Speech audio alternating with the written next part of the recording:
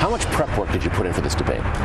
We had a couple of great days in Sedona, Arizona, where we set up our podiums outdoors so I could breathe the fresh air of the West. And it was an amazing experience to get to really be in touch with my surroundings as we were trying to get in touch with some of the very huge challenges facing our world today. It was a great combination, and it was a really good strategy that we took in that debate prep. Just a couple of days of it, but it was really good. So how would you explain the balance between absorbing all the information that you need to absorb, not getting sort of too crammed, robotic, cramming for the final exam and spitting it all out, and yet not appearing to say, well, I've got such a learning curve that I mean, you've got obviously an immense amount of homework to do. And that's not meant as a criticism because you're the governor of Alaska and that's just one out of 50 states. Sure. I mean, those of us who've been covering this, we're constantly trying to keep on a vast amount of information. So walk that balance between catching up and not appearing to have been too far behind.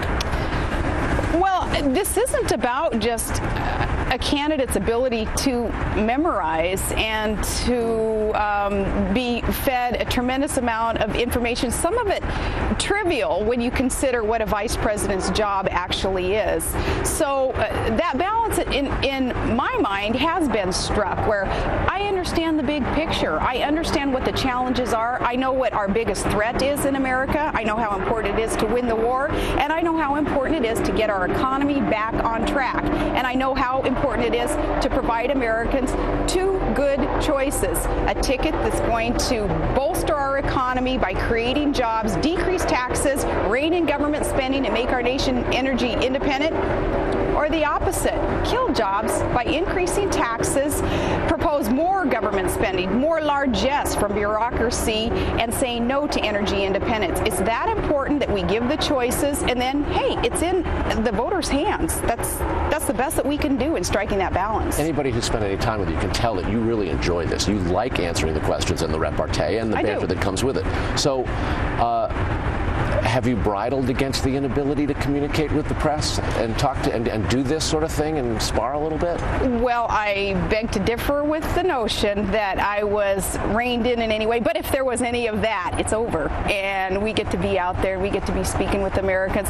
What I would like to do, I wish I had 48 hours in every day so that I could be on rope lines and I could be speaking individually with Americans. I know it doesn't work that way. So again, we go through you and we talk to voters through you, and I'm accessible. And now that the debate is over also, I kind of feel like, all right, the wings are flying here, let's soar, let's get out there and speak to voters and let them know what their choices are, and I'm excited about this opportunity in this last month. Thank you very much, Governor. I'm going to get the hook. I have one quick political question for you. If I don't ask it, I would be remiss. Yesterday, just before the debate, it was announced that the campaign is going to withdraw some of its exercises in Michigan, essentially leave Michigan to Obama to win.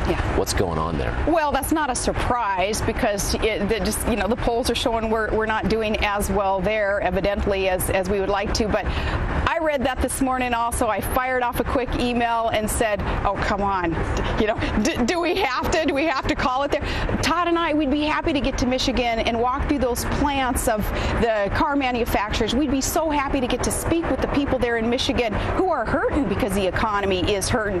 Whatever we can do and whatever Todd and I can do in realizing what their challenges in that state are, as we can relate to them and connect with them and promise them that we won't let them down in the administration. I want to get back to Michigan and I want to try. Thank you very much, Governor. Thank you.